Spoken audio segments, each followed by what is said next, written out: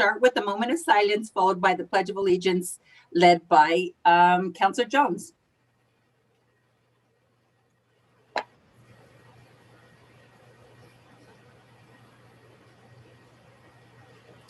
Please join me in the Pledge of Allegiance.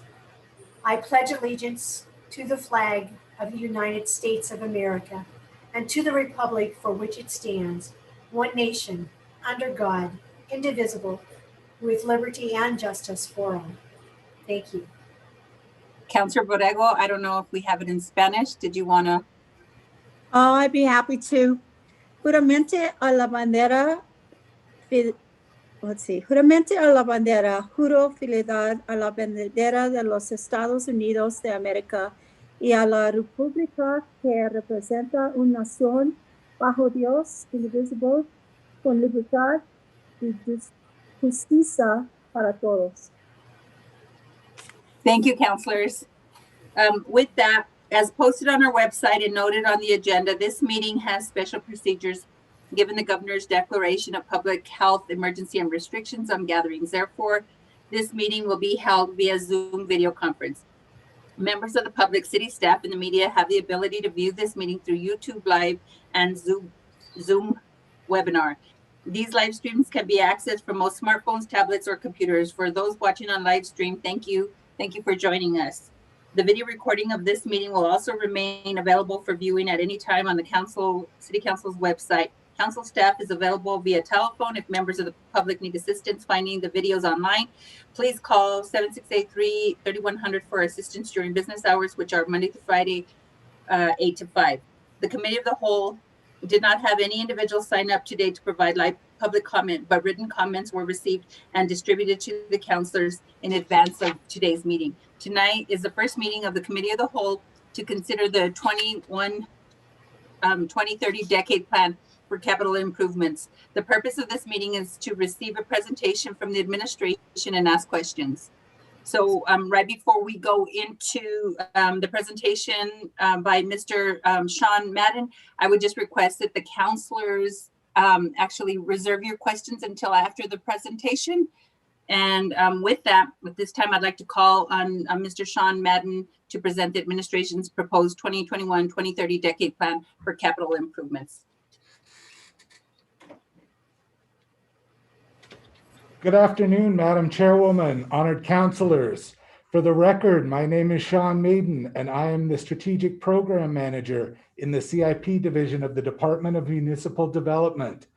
Joining us today from the Mayor's Conference Room are Sarita Nair and Lawrence Rael, and over Zoom, we have 14 department directors and their staff who will be available to answer your questions.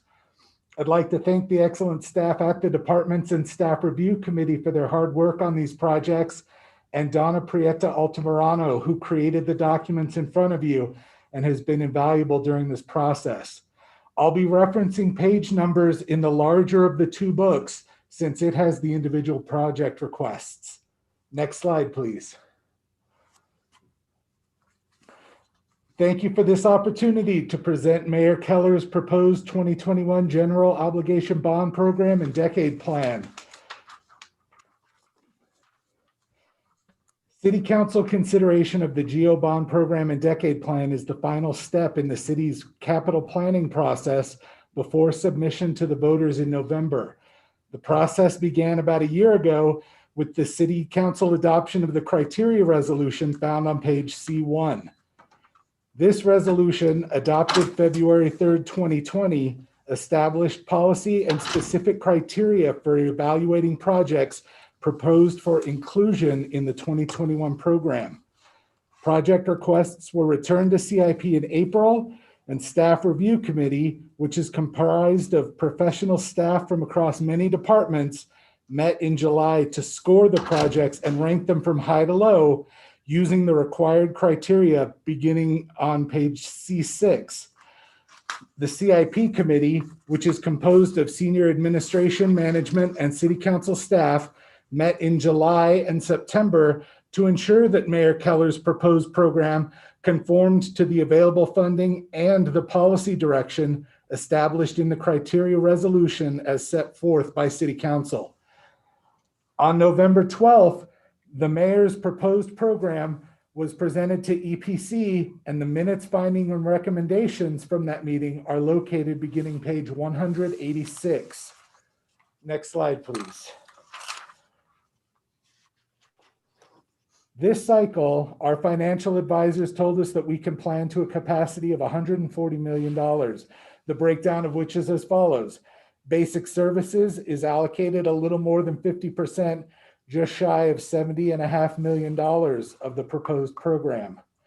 Community facilities is allocated a little more than 37%, just over $52 million. And mandated programs make up 12.4% or $17.4 million of the proposed program. You can see the breakdown of these numbers on page 178. Next slide, please. The criteria resolution established that projects supporting the rehabilitation or deficiency correction in designated centers and corridors would be advantaged in the rating and ranking process. Of a total of 95 proposed projects, 80 of them, or 91%, will support the city's centers and corridors initiatives. Next slide, please. Section 3 says that it shall be a goal that approximately 90% of the GEO bond program be for rehabilitation and deficiency correction.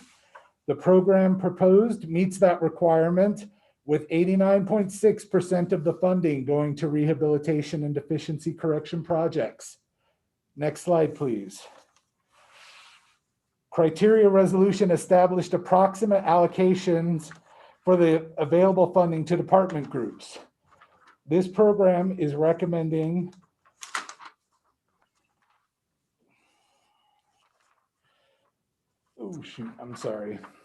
approximate dollar amounts of $20.4 million for streets, $4.1 million for storm drainage, $16.4 million for parks and recreation, $28.4 million for public safety, and $1.1 million for ABQ ride. Next slide, please. $52.2 million is proposed for community facilities, including animal welfare, cultural services, DMD facilities, energy, security, and parking, economic development, environmental health, family and community services, which includes workforce housing, finance and administrative services, planning, senior affairs, and technology and innovation services. Next slide, please. $17.4 million is established for mandated programs, which includes city council neighborhood set aside, 3% for energy conservation, 2% for open space land acquisition, and 1% for public art. Next slide, please. Section 5 of the criteria says that all projects must be scored using the available criteria, and Section 6 mandates labeling of growth, rehab, deficiency, and mandate. All projects were labeled and scored as required. Both can be found on the individual project forms, and the score summary is located on page 180. Section 7 prioritizes projects for underserved areas, and of the $122.6 million allocated to departments, $101 million, or 82.5%, is proposed for projects designated as serving underserved areas. And finally, Section 8, specifying that no more than 10% of the overall program may go to low priority programs. As shown on page 182, only 7.7% or $9.4 million are proposed to fund such projects. Next slide, please. Madam Chairwoman, members of the committee, thank you for your time. This concludes my presentation. The administration stands for any questions regarding the planning process. Thank you. Thank you. I think I called you Madden a minute ago, but I think you pronounced it Maiden, so thank you. Are there any questions from the counselors?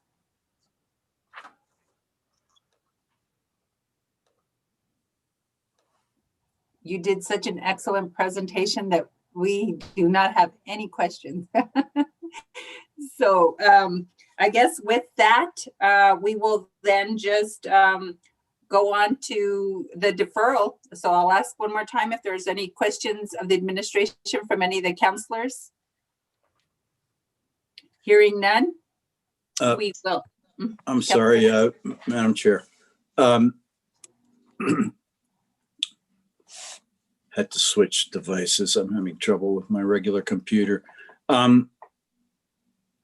So the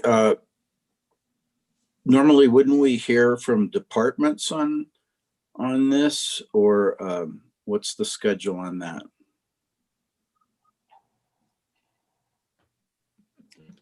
So I was going to ask that same question, Councilor Benton, because I know in the past we've heard from each department and what they're doing. So if there wasn't going to be any questions, that was going to be my final question of the day, is to ask if we were going to be receiving individual department updates.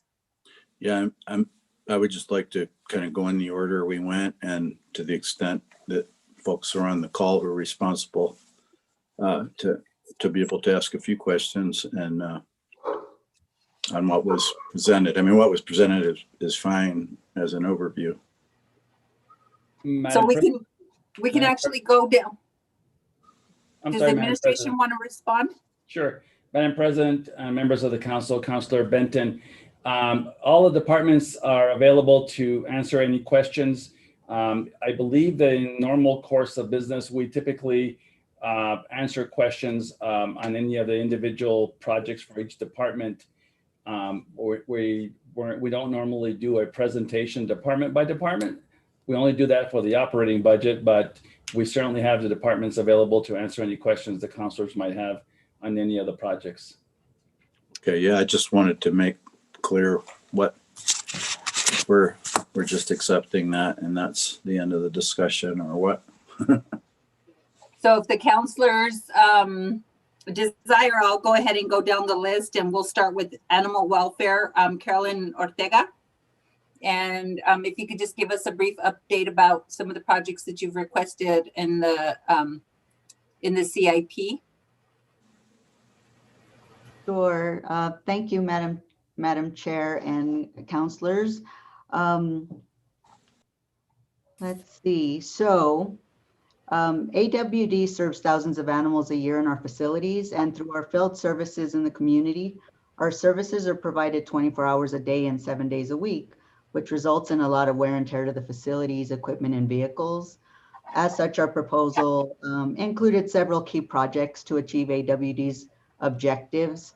Some of those were ongoing rehabilitation of the animal shelters, extending serviceable life of the facilities, replacing some facility equipment, facility repairs and minor improvement, and then the replacing of our Animal Protection Service field vehicles. And I'll open up to any questions that the counselors may have. Are there any questions?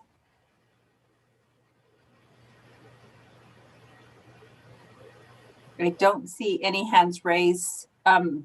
Councilor Gibson?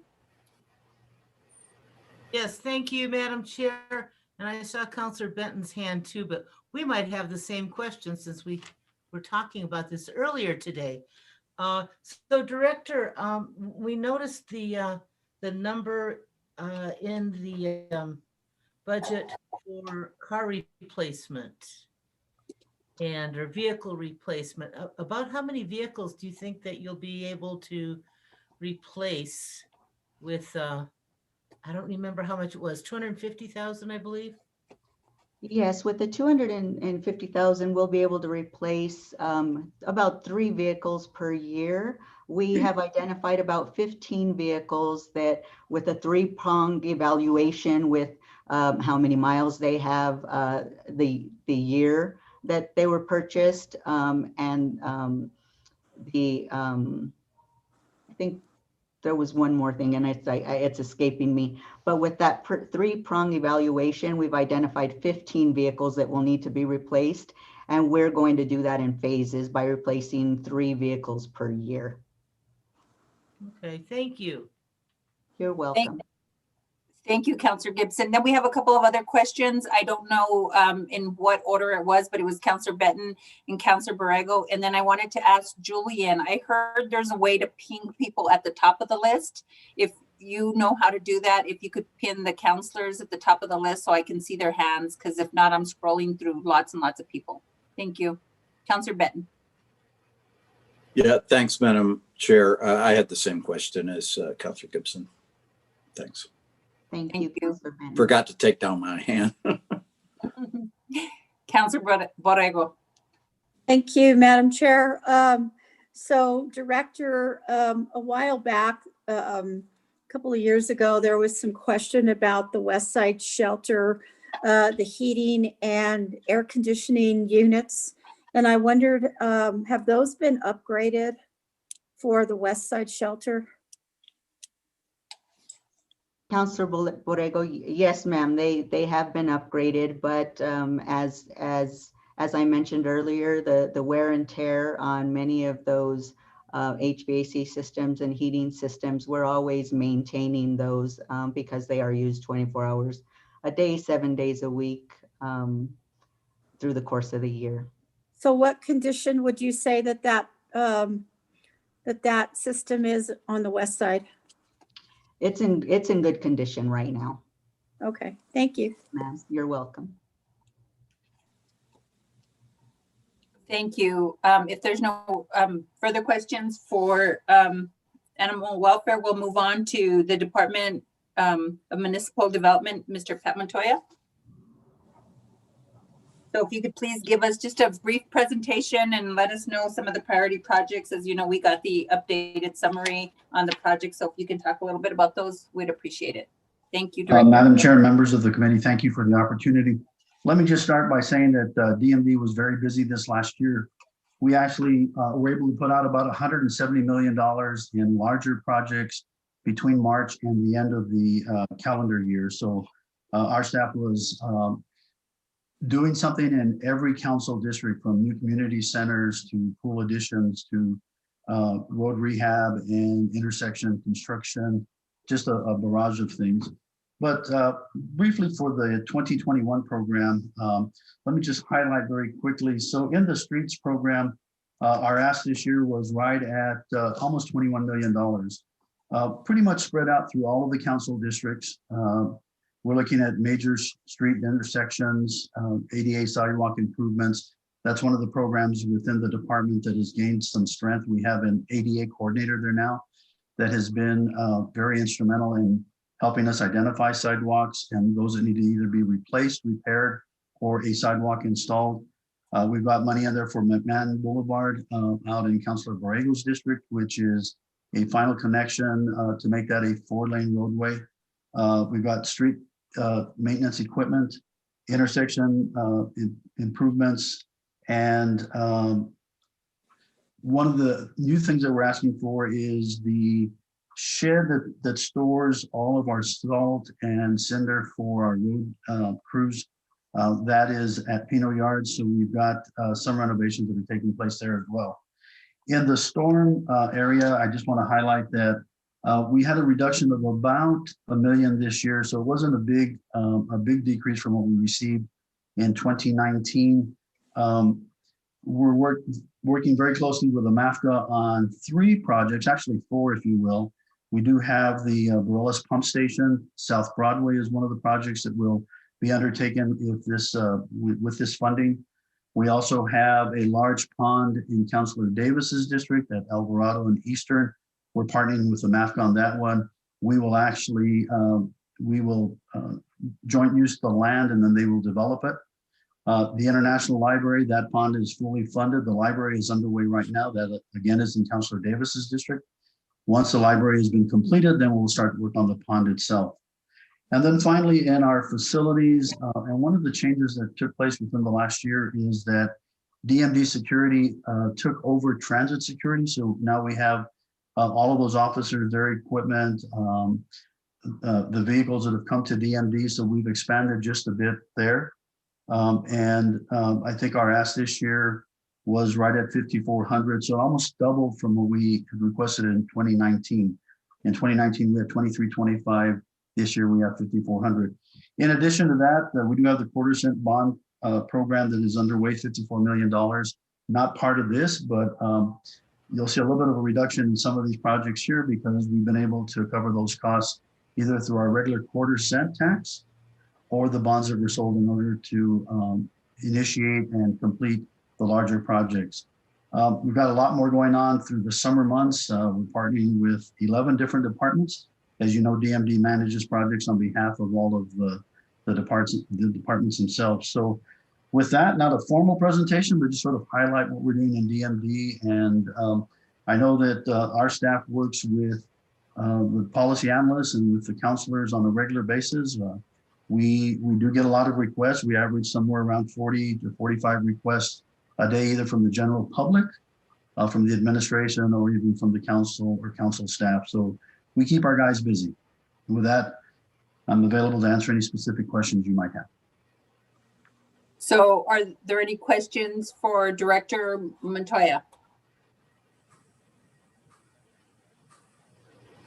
Seeing none, I just have a couple of comments. I just wanted to say that, do we have a roadway plan for some of our road deficiencies throughout the city? I know we used to have a, for repaving of streets, we used to have a plan. Do you still have one? I was told that perhaps we don't.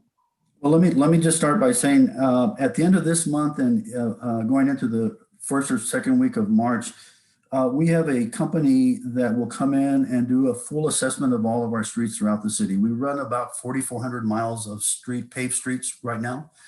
This company will inventory the condition of all of the streets to rate them as, you know, high, medium, and low level streets. We will also inventory all of the medians throughout the city. We'll inventory the stop signs, all of the intersections, our traffic signals, our street lights. So it's a very comprehensive report that we have in our back pocket. That's how we plan out our 5-year plan for the quarter cent tax. Your question more specifically, Councilor, is that there is a committee that meets in January and is represented by council staff as well. We look at that list of road projects throughout the city, evaluate the conditions at that point, and determine the order of projects and which projects will be carried out for that. We lag 1 year behind. So when we're in 2021, we actually call it the 2020 plan. But in that situation, that is the roadmap that we use. Okay, so I guess you used to have one, and then I guess you stopped using it, and then you're gonna have that assessed. Is that kind of my understanding what you just said? Because I know you talked about the transportation plan and then you went back to this. So I'm just wanting clarity because sure. At least since I came into the department, there isn't a road comprehensive plan that I'm aware of. The evaluation or the assessment of the street conditions is done about every 3 to 4 years. It was done by the previous administration. It'll be done by this administration. But that is not a planning document. That's an assessment document.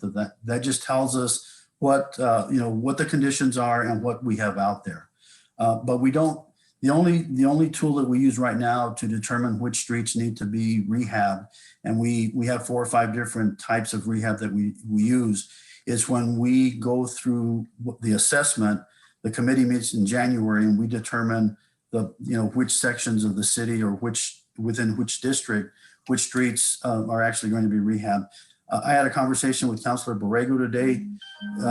We were doing crack seal in the Taylor Ranch area. That is a project that, because it showed a deficiency, that was on our list of what needed to be done in 2020, so to speak.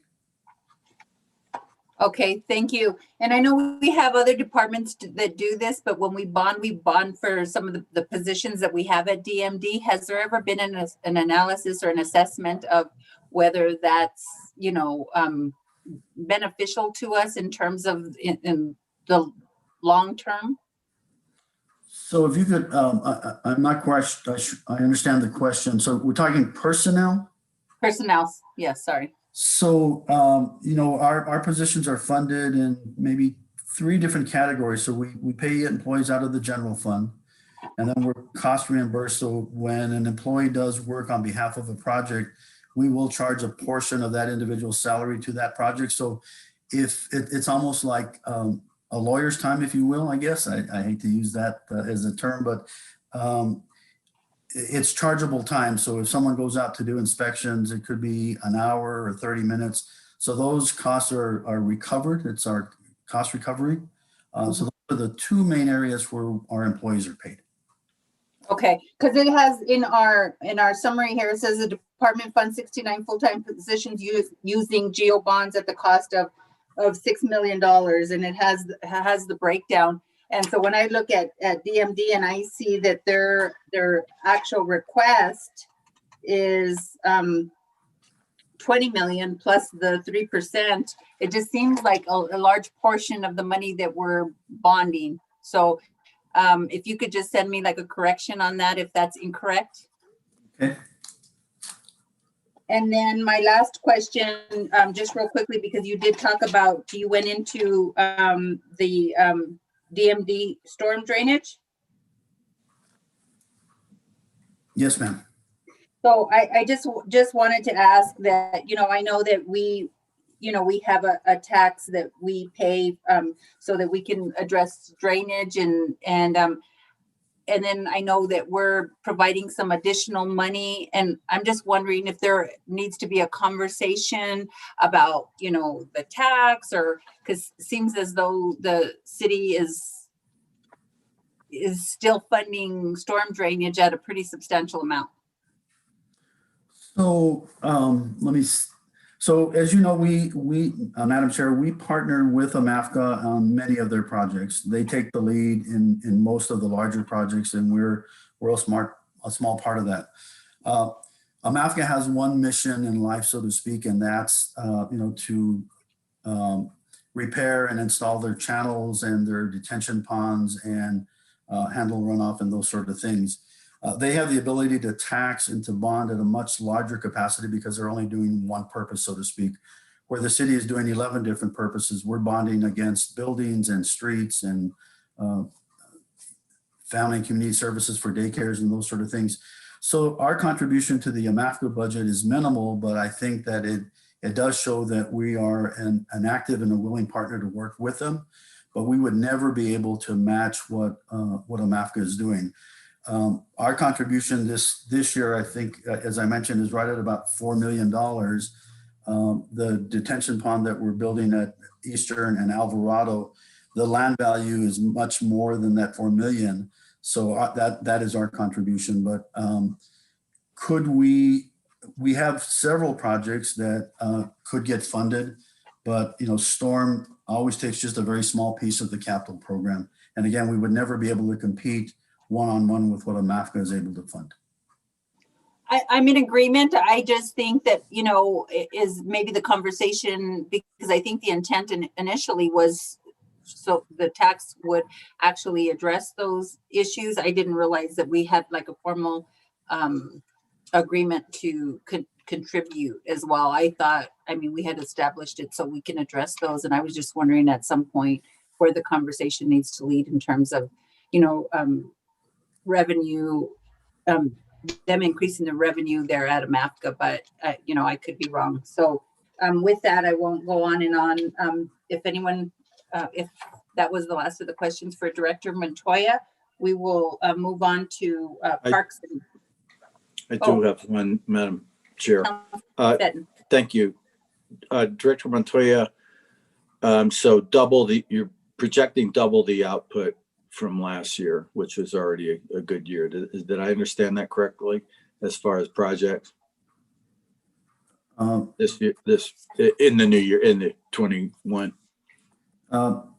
Madam Chair and Councilor Ben, that would be correct. Again, we've got 4 large projects that we're carrying out.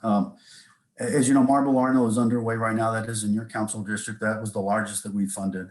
But International Library, Borealis Pump Station, South Broadway, Alvarado Eastern are the 4 sort of big ticket items that we'll have in DMD moving forward. Probably spring to early fall for those projects to somewhere in design, assuming that the bonds pass in November, funds become available February or March. We're hoping to be able to start those as quickly as such. The small one is Borellis, which is in your council district, and you're aware of the situation that occurs there. That's about a $600,000 project. That's one of the smaller ones. We also have some that are not going to be funded in this cycle, but we've got a couple in Councilor Borrego's district off of Unser and Paseo. We've got another one down South Broadway, almost near Mesa del Sol in Councilor Davis's district. But I guess to answer your question specifically, you're correct. We're doubling projects this next go round. But you're not asking for double engineering payment, engineering salaries. I mean, I'm just pointing out, I think it's great that you've got the big load, but I mean, project management, I'm always concerned about being able to, our project managers are looking out over our contractors, and we need to expect a lot out of them, and the whether they're design contractors or construction contractors. And so I'm not just talking about buildings, right? Just roads, everything else. Yeah.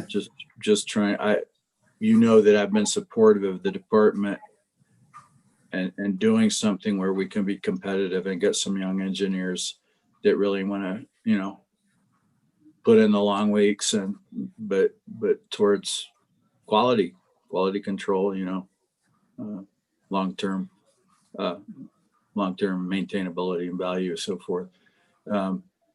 So I just want to, I want to talk about that. I don't know, I'll ask, are there any options out there? Again, I've been a supporter of getting a measly 2 cents added to a gallon of gas so that we could do whatever. It doesn't matter to me really what it is, but we ought to take advantage of that revenue in my book. So anyway, now I'm rambling. Thank you, Mr. Director. Thank you. Thank you, Madam Chair. Madam Chair. Benton. Madam Chair, if I might just add a comment to both address Councilor Benton's concern. Obviously, we're in the process right now of putting together the 2022 budget, and obviously that is one of the conversation issues that we're going to be having as we prepare the budget going forward.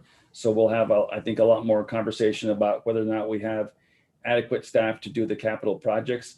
I also just want to mention to the council as a whole that when Mr. Montoya talks about the number of projects that we've put out in the last 6 months and that will continue to move forward, doubling the capital program, it also includes the money that was bonded for from the quarter-cent tax that we did several months ago. It also includes the lodger's tax that we did even longer, about 8 months ago. So the point is, plus all the state grants that we've received, that department is managing well over probably close to $200 million worth of projects. And as we move forward with this capital program, obviously we'll spend some of that down, et cetera. But they've done a monumental job, and certainly we will be looking at during the budget to see what we need in terms of staffing to keep up with the pace of development that we want to see in the community. Thank you, Mr. Rael. We actually have Councilor Borrego has a question. Thank you, Madam Chairman. I just wonder if Mr. Montoya has sat down with Mr. Lovato from AMAFCA, because I know that they have some projects coming up, and by this reduction, and I know there is a little bit of a reduction in here, have we looked to see what projects in the future we're going to be able to work with AMAFCA on and not work with AMAFCA on? I think it's important that we do, and that we sit down with them and we determine, by this reduction, if we're going to be able to meet some of those projects as a partnership. And I understand the difference in our definition of the work, but I also know that some of the projects that AMAFCA has slated probably would slow the city down a little bit, because we would not be able to be a viable partner on some of those projects. So I'd really like for you to I would encourage you to sit down with them and look at some of the projects that they have slated for the future. Madam Chair, if I could address that, please. Yes, Director Montoya. So Madam Chair, Councilor Borrego, actually, I did sit down with Mr. Lovato right after our EPC hearing because I don't know how many of you were able to zoom in onto that, but halfway through that hearing, they did reach out to Mr. Lovato to see if he had any comments regarding the storm program. One of the things that I committed to was to meet with him as soon as I possibly could. So we met in early December. We went through a list of projects that he considered to be extremely important, both to AMAFCA and to the city. He also understood the situation that we're in, that, you know, the storm program is a small component of the capital program. So we have to stretch our dollars as much as we possibly can. So at that point, we looked at the projects that he currently either has funded or either to construct or to design. And that's how we came up with at least 2 or maybe 3 of them. We also, in that conversation, looked at the long range goals and what projects are out there. And John McKenzie, one of our staff members, the division manager in Storm, actually meets, or at least meets with their staff to see what the projects are. But from that discussion with Mr. Lovato, we also, you know, the Alvarado Eastern project came out of that discussion, the 2 projects in your council district. So I have met with him. I've met with him a couple of times. Occasionally I do attend the board meetings. We do have staff that attends those meetings constantly, but we did speak. Thank you. Thank you. I see your hand raised once more, Councillor Benton. Is that accurate? I did, and that's because since drainage came up, and I'm very interested in that as well. And I wanted to ask, I believe, if I remember correctly, they're partners on the South Broadway drainage plan. Is that right? I should be asking our President Borrego. Anyway, you know, that I think we have a policy now in the city that disadvantaged communities, you know, get some attention and so forth. And there's a segment, obviously, there's a lot of gaps in the South Broadway plan, including when you get further down, still within the city, you know, streets without, you know, well, not streets, 5-lane thoroughfare without curb and gutter, with private driveways off of it. You know, if we can move that forward, it'd be great. And just so any discussions with the MAFCA and with Jerry, I'd really, you know, like to be a part of, at least with regard to that specific issue. And, you know, like I said, basic environmental justice type work. Thanks. Thank you. And if there's no other questions or comments, I'll just end with DMD to say, yeah, I agree with Mr. Rael in saying that DMD has a monumental task when you're trying to address the needs of the mayor of the city of Albuquerque and the 9 city councilors, and we all have our projects that are priorities. So I think you guys do a great job of doing that. We just always want more and faster. So thank you, Director Montoya. Thank you, councilors. Next, we have Director David Simon with Parks and Rec. Good afternoon, Madam Chair and members of the council. You know, the first thing I want to say is I want to thank my colleagues at DMD for the work they put in to prepare the GEO bond for the package for the entire city. And I do want to recognize and thank council members who are very, very strong supporters of parks. You know, I don't think any of us really wanted a public health emergency to reconfirm the importance of parks and open space to our community. We could have done without that. But I also think it's been quite apparent over the last year that the power of parks, you know, for our city residents, the equitable access to green space, and you know, it's really more than just a Corona time amenity. It is very important to our physical, emotional, mental health, and to our economic prosperity as well as a city. So we've unfortunately had that underscored to us over the last year, but parks have been very popular in the city and were before Corona, during Corona, and will be after we emerge from this crisis. Our goals generally for our GEO bond program, are the same general program goals we have for a department. They're really to improve park safety and security, to show leadership in environmental stewardship and sustainability through parks, to provide very high quality park recreation and open space facilities that serve our residents and visitors and guests of all ages, to increase park access and promote equity in how we invest in our community, and of course to strengthen our economic development and quality of life assets. The program for the 2021 bond is similar to prior GEO bond packages in that we have a number of large major project categories. I believe there are 12 major project categories within our proposed allocation. And then there are 2 specialized larger projects that are included in the 2021 GEO bond package. This year's 2021 package is similar to prior years and a few, kind of ups and downs among the project categories. I'll note that compared to the 2019 package, recreation, open space, and aquatics have been proposed for some increases in their allocations in our bond. And overall, the amount coming to parks in the 2021 bond is higher than the 2019 bond. That is, I think, mostly to do with the additional 2 major projects that are in the package.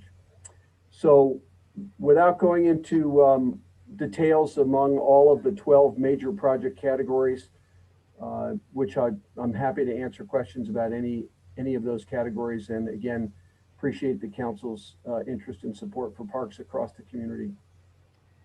Thank you, Director Simon. Are there any questions for Director Simon? I see Councilor Bassan. Thank you, Madam Chair. Director Simon, can you tell us what the new park development is? Where is that and what is it? I mean, I see that it says purchase land, acquire right of way, plan, design, construct, and improve, but I would like more details on that. Sure. So that information, Madam Chair, Councilor Bassan, would generally be found in the this kind of sub-project detail on new park and new park development. We have at least one major new park that is still under development. That is the Wantabo Hills project. That one is important to continue to make progress on. We also have requests for planning and preliminary steps on several new park project concepts, such as work on the Lowell or Geneva's Greenway project, things like that. We will use some of the GEO bond to plan and respond to council requests for new projects. I think, let me just check a couple of the other subcategories here, sub-project categories we have for that. We have requests to look, whenever we have a request to look at, say, planning a new dog park or something like that, we use those funds for that. And I'm probably forgetting 1 or 2 other new projects. Daniel Webster. Oh, yeah, we're still finishing the Daniel Webster Park as well. So, but those funds would generally, with the exception of Wantabo Hills, those funds will be generally divided up so that we can respond to requests for new planning and projects, and could cover 3 to 4 or more separate initiatives there. Okay, thank you, Director. Madam Chair, another one, please. And just to clarify too, Director, so it's not really just that it's for a singular new park, it's for additional things at maybe newer parks. Madam Chair and Councilor, that is correct. We're in the situation now where we don't have a lot of brand new parks that are startup right now, with the exception of trying to finish the Wantabo Hills Park. So we have the ability to spend those monies to spark a new project, respond to a planning request, or in some cases, add a new development element to a park that has some undeveloped acreage. Okay, thank you, Director. And then my last question is, I realize that we have this big document with lots of information in it, but for the people watching or that do tune in, regarding the indoor sports complex, can you do a little bit more of an update and a summary as to kind of where that's heading? Because I know that's a big topic around the city. Sure, Madam Chair, Councilor Bassan, that the indoor sports complex facility is something that the Albuquerque metro area has been contemplating for many, many years. There's a large unmet demand for indoor sports facility space that can serve court sports such as basketball, volleyball, other indoor sports.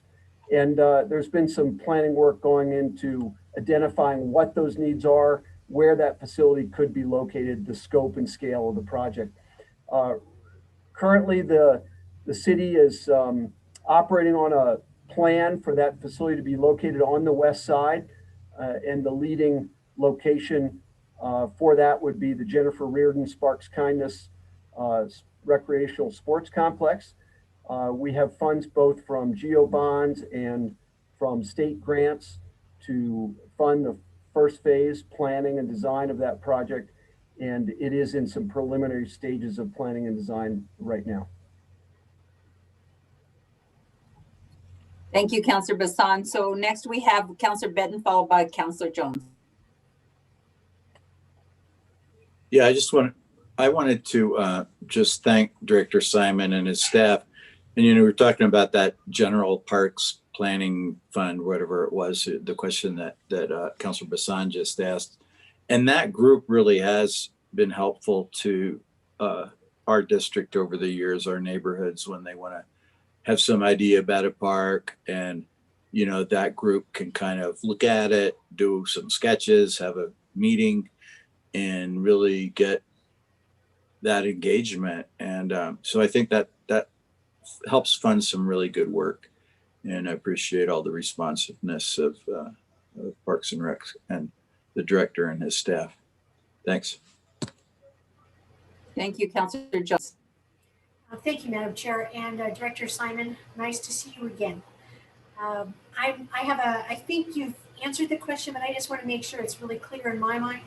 And that is, we're talking about that additional fund for parks that are not for specific parks at this time, as I understand it, but can be used over the life of this money to plan new parks, perhaps do some work on existing parks that aren't even on the list right now. Am I pretty much generally in the right area with that? Madam Chair, Councillor Jones, you're correct. Those funds are used for a combination of completing new parks and planning new projects. So, for example, we can go to a park where we have neighborhood interest in a new feature or developing some undeveloped acreage in the park, and immediately use those funds to bring on consultants to prepare plans. Oftentimes, those plans are very important and helpful for us obtaining other sources of money, such as capital outlay funds from the state, or showing shovel-ready plans when we apply for other grants. So in this case, it's a combination of a couple large projects and a few we know where we do have requests for additional planning services and projects that we want to get to. They're scattered among many of your districts, and they're vital funds for enable us to jumpstart those projects. Thank you, Madam Chair. If I may, just one more. Absolutely. Simon, I just want to thank you and your department. As you are fully aware, we have redone several of the parks in my district and added new features and playground equipment and some safety requirements that weren't maybe there in irrigation and that. And I want to thank you and your crew. Absolutely. They were very professional and helped, and you were able to work with us to keep the prices down so we could afford them. So thank you, Director Simon, and tell all your people we appreciate what they've done. Well, thank you, Councillor, and really the credit goes to the great staff we have who manage those projects, and they deserve the recognition. They're an excellent group. So thank you for those kind words. You're very welcome. Seeing no additional questions, I just kind of wanted to ask two small questions, and I think we've discussed this before, but just one is that when I'm looking at the park acres and features by council district, it has a number of parks per council district, and then it has the number of acres that are developed. Some have more than others, and then when we look at the undeveloped park acreage, do you have a plan? Because like in not just my council district, but other council districts, my council district 2, I'll just, instead of using mine, we have only 12 acres available. So do you look into the future to try to identify land that can be purchased for future parks as our city grows? Just a question. I think, Madam Chair, there's sort of two parts to that question, so it's an excellent question. One is that for the most part, when we plan a new park, we master plan the entire park. So there is generally a plan that we can implement in phases. And if we have undeveloped acreage, it may be because a certain phase of that park has not been funded and completed. So there are plans for, existing parks. I would say there's 1 or 2 parcels where we have land that's not planned, but for the most part, we'd like to do that up front and then chip away and eventually develop and complete the plan. With respect to your second question about do we have plans for new parks and things like that? Well, a very important component of initiative here in the department is to make sure that every Burqueño has access a 10-minute walk or approximately half a mile distant from a park, open space, or trail. And currently in Albuquerque, we have an outstanding score in that department of over 85% of Albuquerque residents are within a 10-minute walk of a park resource of some kind. Our goal should be 100%. It's not going to be easy to get to 100, but part of our process here is to look at where those gaps are. And we're using, data-based analysis tools together with some partners we have to identify where are the populations in our city that lack adequate access to parks. And we can hone in on those areas. And that's what we're doing. We're doing an analysis of our 10-minute walk challenge. We can see where the problems are. We're focusing and lasering in on potential projects that might resolve, turn an area that looks red, which is poor access, to an area that's green, which is great access. So I'm very much looking forward to presenting that plan to you as well, and to continuing to effort, it's a long-term effort, but to continue to effort to raise our 10-minute walk score. And that will identify, we already have identified a number of projects that'll help us there. Some we're working on already. Others have different legal or regulatory or partnership obstacles to get them going. But we're working in all directions to actually increase our park score. And I think we have a good chance as a city to take that score up into the 90s within the next couple of years. Thank you, Director. And then finally, I just wanted to say that this is something that I think everybody's feeling in each of their council districts. But, public safety at our parks, I think that's paramount, especially now during the time of COVID. People want to go to the parks and enjoy some fresh air and just really want to make sure that they're safe, their families are safe, and their children are safe. So I know we've had some discussions along the lines of ensuring that we can do that as a city. And I know there's probably some parks that you've identified as priority parks to do that, where there has been some concerns.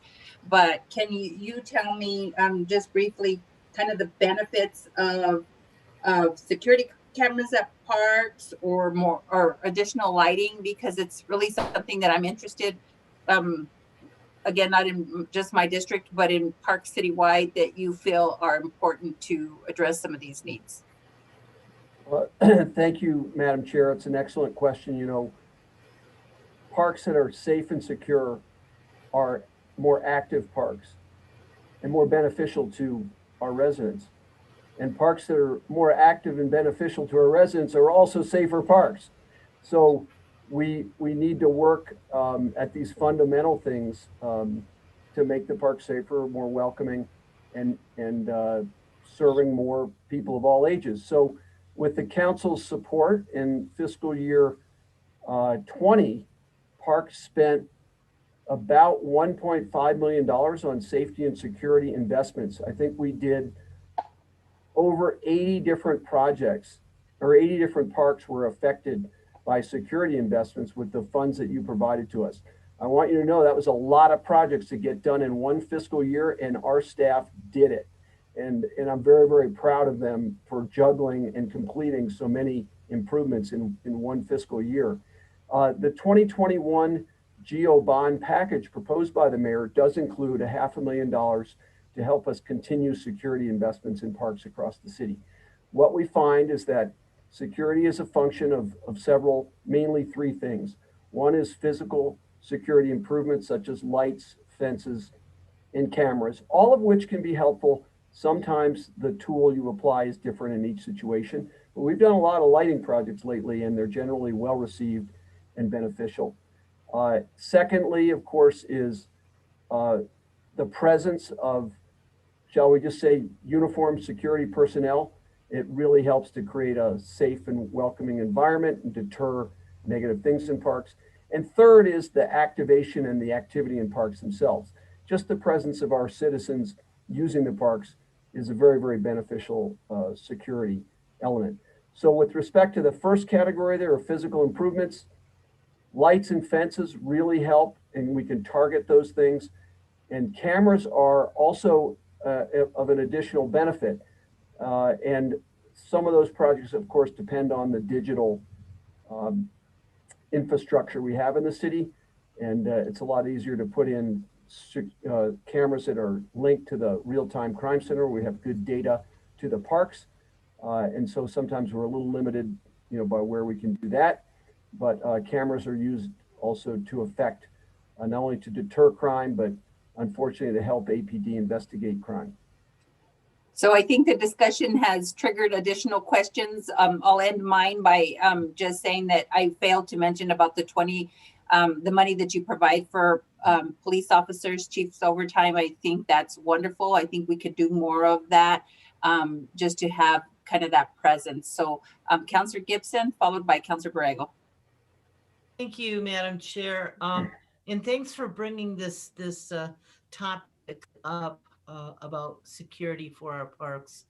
In fact, just this morning, I submitted a budget objective. I can't remember the wording, but it's something like do an assessment of all of the parks and identify and prioritize the needs in those parks. And I understand that the Parks and Rec Department already has done that in the past, but I think that we can update it, particularly with the investment that they've made in this past year. But I think that, we're going to have to really look at operation dollars as well to make sure that there is a physical presence in our parks. At least, I don't know. They will know better than I will where we need that presence and how often we need it. There's a huge investment that we put into our parks. We're doing this now in over at Los Altos Park. 32 acres is a lot of space to fill up wisely and to monitor and to keep it protected. So and I know that's a difficult thing to think about, creating more positions for park security, but if it's needed, I think we need to do it. Otherwise, it's not a good use of our taxpayers' dollars for capital equipment, Yeah. if we put them at risk. Yeah. So thank you. Thank you, Councillor Gibson. I appreciate you. You're the same mindset as me, and I think probably some other councillors. I think, we just have to make sure that our parks are safe. And I really appreciate Director Simon and his whole department just for all the work that they're doing. But, to really make this a priority, and the fact that they are doing that, and each of our councillor districts have some money allocated to do that. So if your area command isn't doing it, I'd encourage you to get them signed up. And then, I really think that we should look at maybe providing additional resources, because it's a limited amount of money. It makes an impact, but I think maybe, focusing some additional dollars there would be important. Councillor Borrego. Thank you, Counselor. Thank you for bringing that issue up. I think it's a really, really important issue. I know that in some of our arroyos, we have automated security features, and I think that's something that we really need to be looking at, Director. But I have a little different question, and it is related to the readiness of our parks. I've been listening to some discussions about the kids going back to school. And there's been some discussion about the kids possibly doing some of their classes as it warms up outdoors. And I was just wondering, and this kind of changes the subject a little bit, Councillor President, but my question is with regard to the readiness of our parks, if we, indeed have to partner with APS for outside learning, are we prepared to do that? Do you feel that we're prepared to do that? I mean, I know that we don't have resources going to that particular areas. I'm just wondering how prepared we are for that sort of direction. Well, Madam Chair, Councilor Borrego, I think the relationship between parks and schools is one of the most important relationships in our community and communities across our country. So I'm interested in doing everything I can to increase our collaborations to benefit children through parks. Now, we already have 52 separate agreements in places where we are partnering with APS. In many cases, we are neighbors and we co-manage or co-care for certain facilities. So we're positioned not uniformly, kind of from a geographic standpoint, we're not uniformly positioned to partner with schools. That is, not every school has a park next to it or near it. But in the places where we do, I think we're very well prepared to try to accommodate outdoor learning.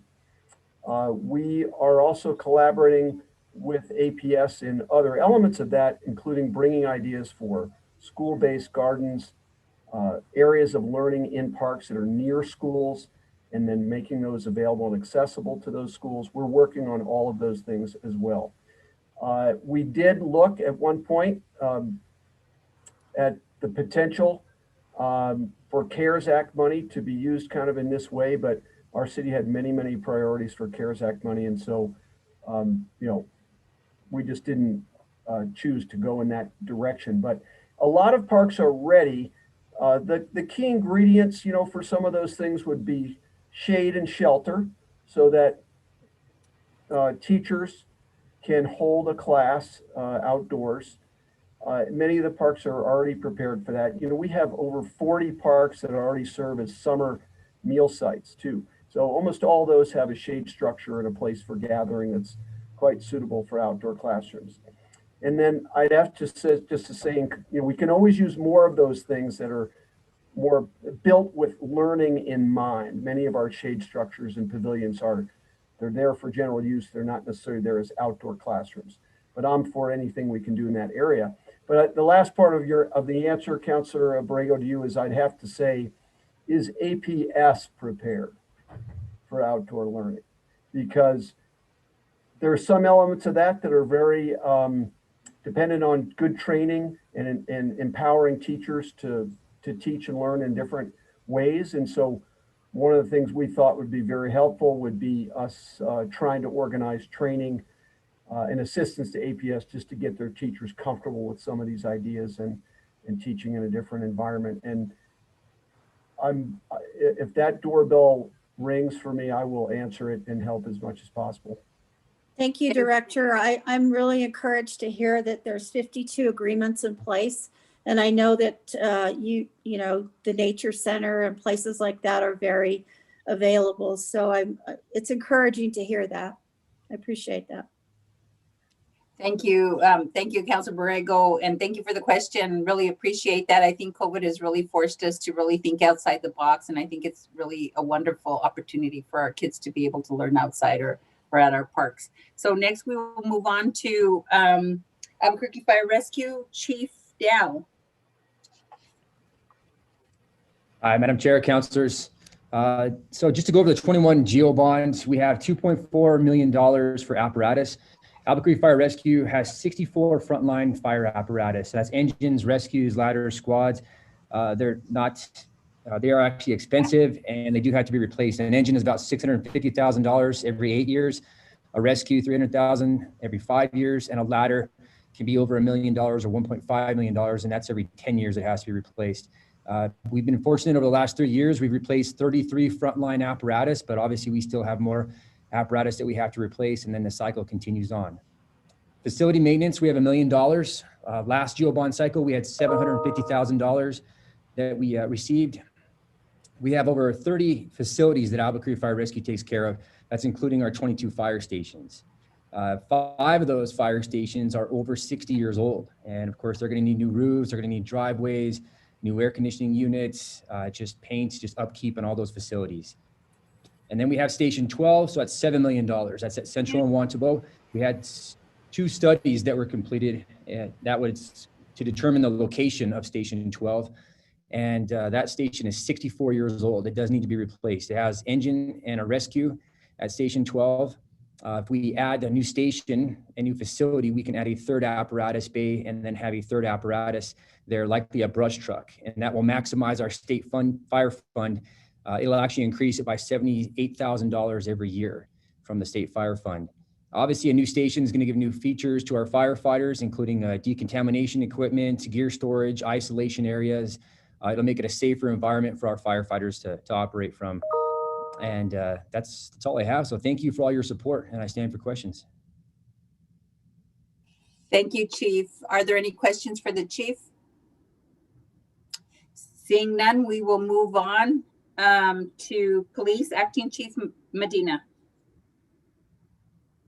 Madam Chair, members of council, the Albuquerque Police Department basically has 3 items that we'll be working on. The first is the second phase of the addition to the Southeast substation, which is $9 million, an allocation of $1 million for 16 additional marked units, and $1 million for renovation and repairs to the facilities that the Albuquerque Police Department currently has.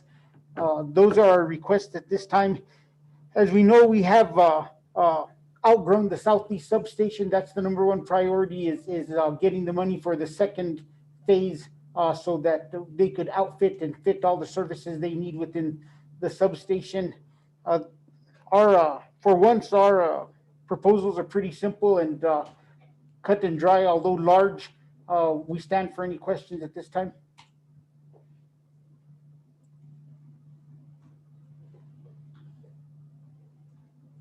Counselor, I think you're on mute. Are there any questions for Acting Chief Medina? Seeing no, I think you and Chief Dow must have it under control. So we will now move on to transit. Counselor, can I just make a comment to since we have his attention right now? Chief Medina, thank you for your work. I just wanted to mention that we're still having some Wi-Fi issues out at our Northwest Area Command Station, and I would appreciate if you would just take a look at that again, please. Madam Chair, Councilor Borrego, I'll take a look at that and we'll see what's holding that up. Thank you. Thank you. Next, we have Transit, Danny Holcomb. Thank you, Council Chair. Transit, For our budget, COP bond project, we were looking at about $500,000 on maintenance equipment or maintenance facilities. We have over 330 vehicles in our fleet. About 251 are revenue vehicles, and we need to maintain those vehicles. We're looking for some money to replace like machines to fix tires and brakes and lifts for our buses. We also have to work on some bus wash facilities at both bus wash stations at both facilities.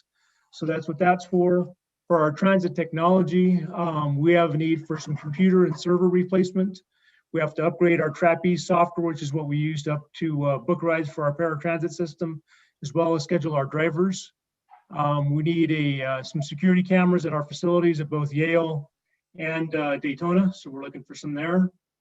For our bus stop station improvements, we're moving bus stops, adding bus stops, moving shelters, replacing shelters. We also have a need for battery replacements at our solar facilities, our solar panel shelters. So we're asking for a little bit of money with that. And we want to improve our ADA accessibility at as many stops as possible. For our park and ride systems, we're looking at $200,000 for those. We're looking at a park and ride facility up on the west side, up on Coors, one up on East Central. We have a little bit of work that we need to do at our uptown, or not our uptown, our Central and Under Transfer Center. So we need to do some pavement work there, as well as pavement work at Spanish Bit. And that's what we're working on. Thank you, Director. Are there any questions for the Director? Councilor Bassan. Thank you, Madam Chair. Director, does all that add up to 1.1 million is what you're asking for?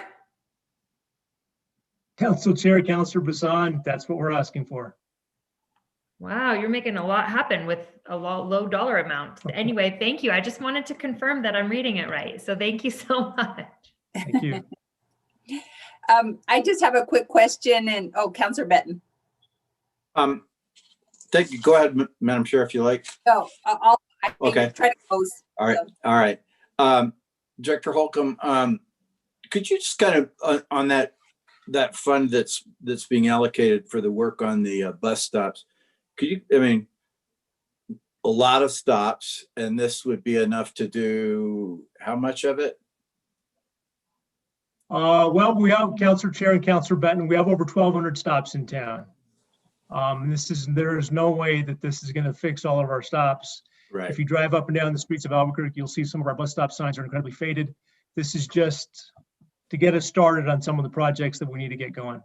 Understand. So, what's an example of the kind of work on ADA that's needed? I'm just curious. We want to make sure that our passengers, our disabled passengers, are able to access all of our bus stops. We want to make sure that we have shelters at as many shelters as many locations as possible. Councilor Borrego, we had a conversation a few months ago about a stop up on the west side of town that we want to work on and make that accessible. If you look at that stop, there's absolutely no way that someone with a disability is able to access that stop.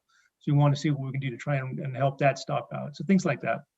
Okay, so some of the older ones that have a shelter, but you're just making modifications, in other words. Yes, sir. Okay. Thank you. Councilor Borrego. And Mr. Holcomb, since you brought up that bus stop, and I just drove by it a couple of days ago and had a discussion with Andrew about it. There was a little bit of concern that some of the state money has still not been released. And I just would like to know what we can do to help that along.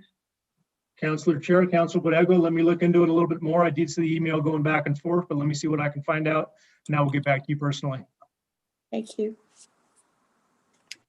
And I just have a question, unless there's any other, I don't see any other hands up. I just have a quick question, and probably not to respond now, but I just really need an update on the Westgate Community Center. There was going to be a transit park and ride there, and it was supposed to coincide with the building of the Westgate Community Center. And I just needed an update on that. So we can, if you could just provide me with that without going into all that detail. Yes, ma'am. Thank you. If seeing no other questions, then we will move on to We covered animal welfare, so next we have cultural services. And it's Director Shell Sanchez. Thank you, Madam Chair, members of the committee. Let me walk you through our request this year. As you are all very aware, we have a large physical department.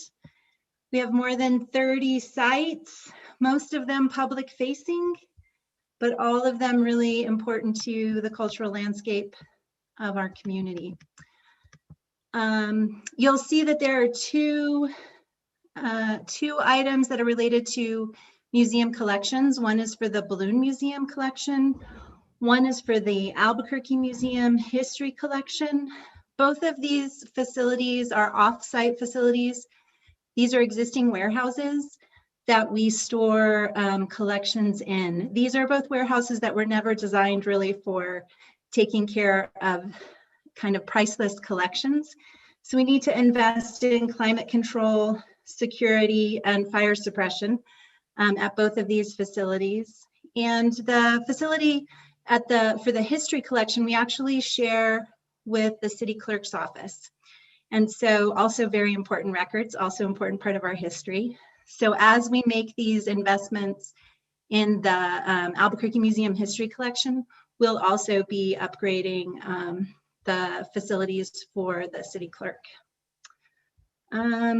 We also have our beloved Chemo Theater is in need of roof repair. There's actually, I believe, 11 roofs, different roofs, or 7 or 11 different roofs at the Chemo Theater. They all need some love. So that's a really important investment that we want to make in the next couple of years. And we thank DMD for helping us prioritize that. Cultural theater renovations, those are upgrades at the South Broadway Cultural Center. And then, as always, we always have a big ask for our library system. That's 18 libraries, very soon to be 19 libraries. Most, if not 90 to 100% of materials are funded through bonds each year, both city bonds and county bonds. So that's a really important piece of operations and investment every single year is the library materials. Again, library building repairs and renovations. As I said, we have 18 libraries. I know almost every single counselor has put in some set aside for their libraries in their communities, but we also want to make sure we have some basic upgrades. And then FF&E for the library that's coming on, but also some upgrades in furniture and shelving and equipment across the system. And then library technology and computer access. This is in every single year. This is a critical piece of what we do, especially with a modern library system. We have to have computers, we need the digital infrastructure, and those are investments we have to make every single year to keep things running and to keep up with the times. All of those technology infrastructure and digital resources in this last year have proven to be absolutely essential during a pandemic. And I'm so happy to see how many people have really come to understand everything the library has to offer, even when they can't get in the buildings. And then our Albuquerque Museum, again, basic repairs. You know, that building, parts of it have been around since the 1960s, so we're constantly in need of taking care of it.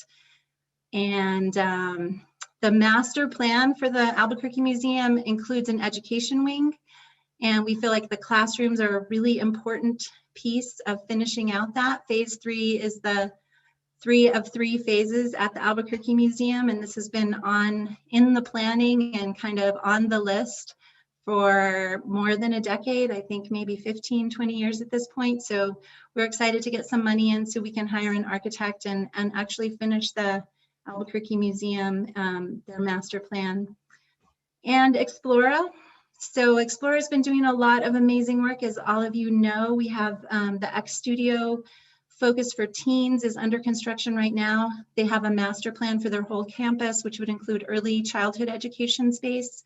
And this would be the first GeoBond investment in Explora, I believe, since they were initially the property was purchased and built. And xeriscaping at the Sculpture Garden at the Albuquerque Museum. Again, it's about 20 years old.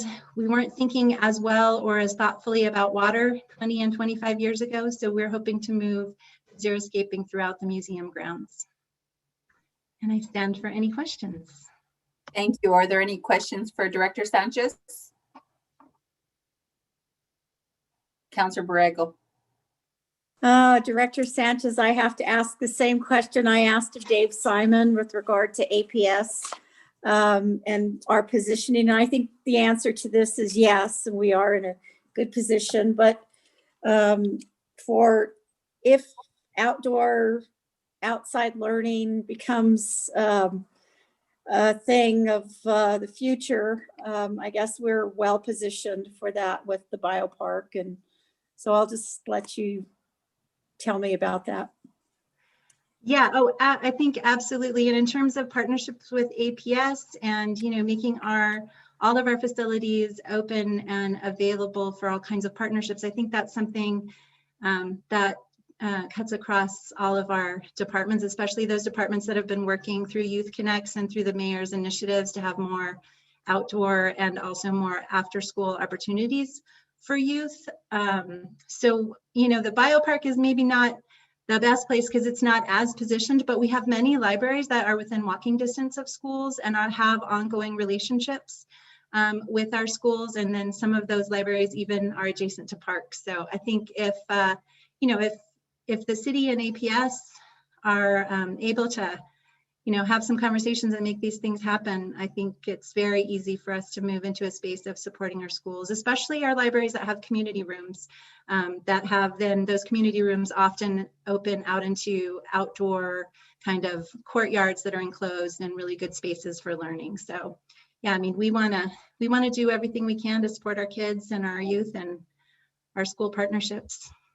Just a comment. I mean, it just seems as we move forward, coming out of COVID, hopefully, our resources are, challenged, of course, and APS's resources are challenged. So it just seems like a great opportunity if that's the direction that the school board decides to move into.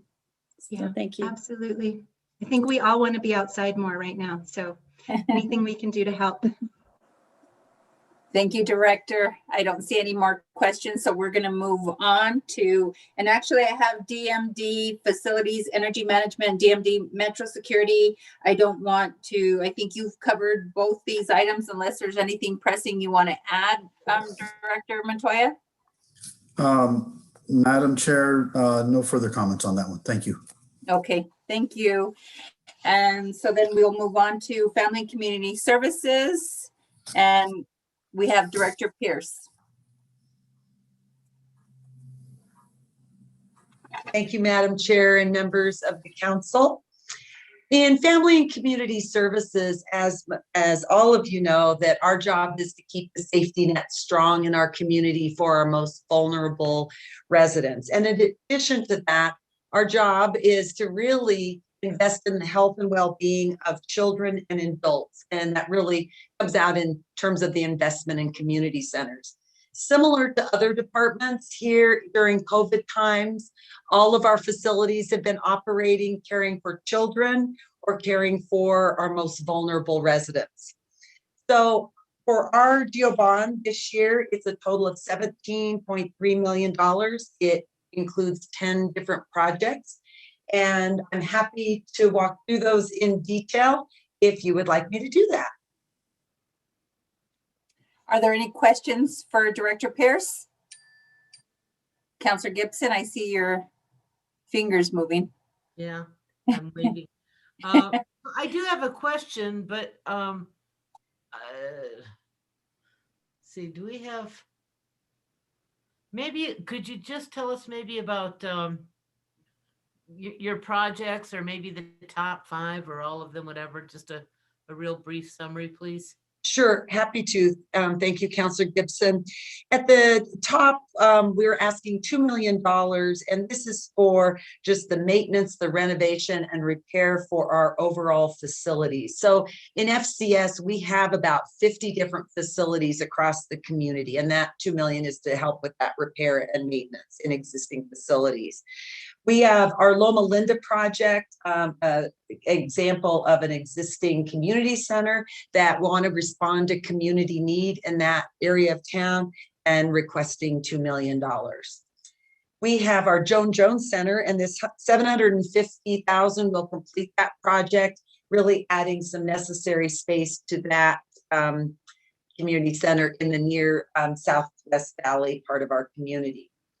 Now, separately, we've added $500,000 for renovation and improvements in our health and social service centers.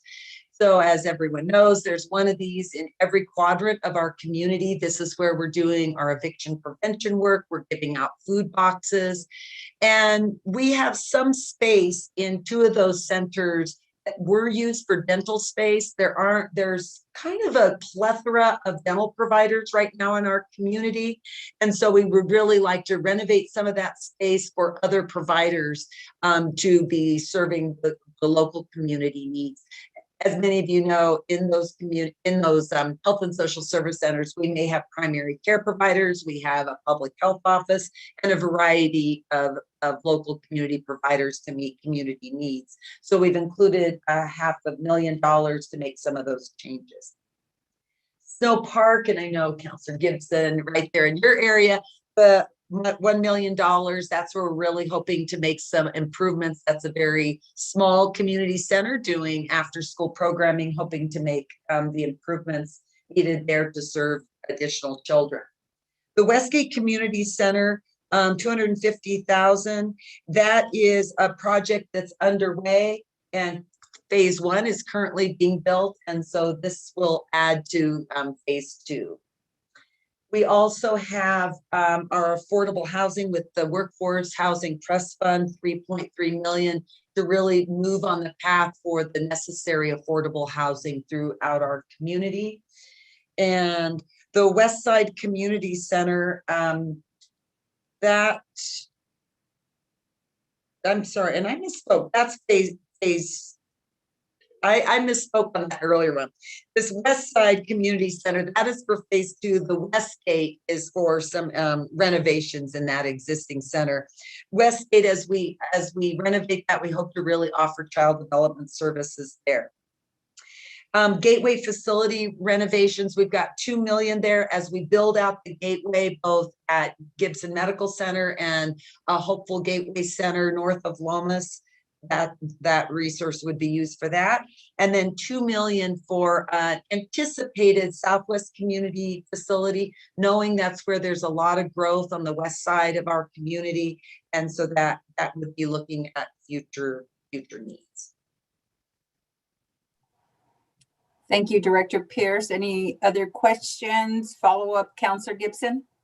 Pick me. Thank you, Madam Chair. So I do have one question.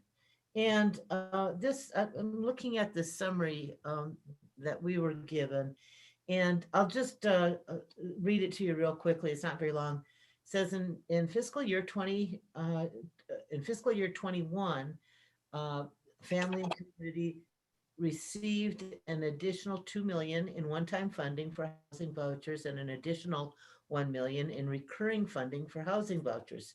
This is going to create the 8 rapid rehousing projects and the 1 new permanent supportive housing project. Hooray, hooray, congratulations, and thank you. But here's my question.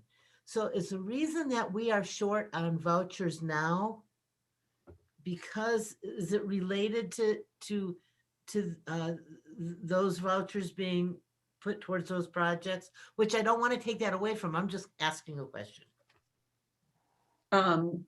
Council members and Councilor Gibson, no, the housing vouchers are important. And I think what you're asking as we are looking at our rapid rehousing projects, and we are doing that with the Wellness Hotel, there are not, vouchers being taken away from other projects. So we're building that capacity. We look forward actually next week at City Council to provide a presentation per the City Council's request on our broad supportive housing program. But no, not taking away from existing programs. You know, we do work with our nonprofit providers to really help identify the people and to connect them to the voucher that they need. Okay, so those are these vouchers that are helping to fund these projects are a different kind of voucher then, it sounds like. The different kind than motel vouchers, let's say. Yes, and maybe, and I apologize, Counselor, if I wasn't understanding your question. The vouchers that we're speaking about on the council question that was sent to us is about supported housing or supportive housing vouchers, of which there's two kinds: rapid rehousing, 1 to 2 years, or permanent supportive housing. We don't even kind of count motel vouchers in that. That is, you know, at max maybe 2 weeks to help someone. We do have motel vouchers in separate areas connected to different providers in town to give people that immediate relief. But that is very distinct from supportive housing vouchers, which is really more of a long-term solution, if you will, while people get on their feet, get the support they need, get the employment they need to be successful. Okay, thank you. Thank you, Counselor. Thank you. Counselor Bassan. Thank you, Madam Chair. Director, can you go back to the Metropolitan Gateway facility renovations? You said that there was the Gibson Loveless renovation, which I realize is kind of up in the air, but what was the second one? And I kind of am asking because I am hopeful for the Gibson facility, but in the event that something falls through with that, I just want to make sure that that $2 million is something that's been probably very well thought out for how to shuffle with that. Madam Chair and Counselor Bassan, that $2 million for renovation, yes, Gibson Medical Center, that project is moving forward with the anticipated closure on that. There will be some renovations that are needed in that facility. And what I also mentioned is we have been in conversations with our partner HopeWorks. I think I just said north of Lomas, but we've been talking about it at the Homeless Coordinating Council with HopeWorks, and that could also potentially be used. And we see this as multiple gateways, not multiple entry points. So Gibson Medical Center as well as HopeWorks are the two primarily where we're focused on. Thank you. Seeing no other questions before we move on, Director Pierce, I just want to say that, you know, I think since you've been there, you've really stumbled across really creating a continuum of care, you know, first with the West Side Emergency Shelter, and then obviously this Gateway Center that'll be kind of the bigger picture item. But I'm really supportive and interested. I know with Matt's, the Care Campus, what they're doing with the sobering facilities for alcohol and substance abuse. I think that's key to part of the city's continuum of care. Yes. They have the 48 beds, which is incredible. But as you know, now that they're trying to kind of get into this medical model, which I know there's some conversation of how medical it is, and obviously they need more resources. But I think that's a key component to addressing these issues, because with the emergency shelter, it's really just providing somebody a warm bed and some food overnight. But then with the sobering centers, that really helps people who want to seek help for their addiction. And then, you know, the Gateway Center and all the other, you know, so I just really think that whether it's really a strategic plan of yours or not, I mean, you're really creating a continuum of care. So just want to thank you for all the work you do in your department. I really appreciate you. I know you've helped me with a young lady who's actually come knocking on my door for help, and I took her to you, and I know she's still out there, but we're working hard to get her on the straight and narrow. So I think we'll go back to Councillor Sena and then Councillor Benton.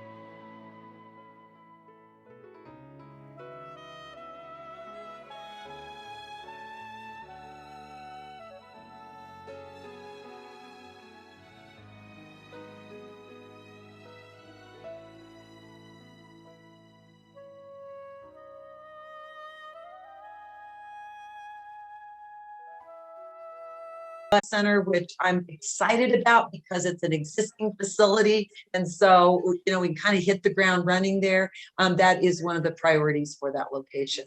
And I think the feasibility study will help us inform more about that. Madam Chair, can I follow up? Absolutely.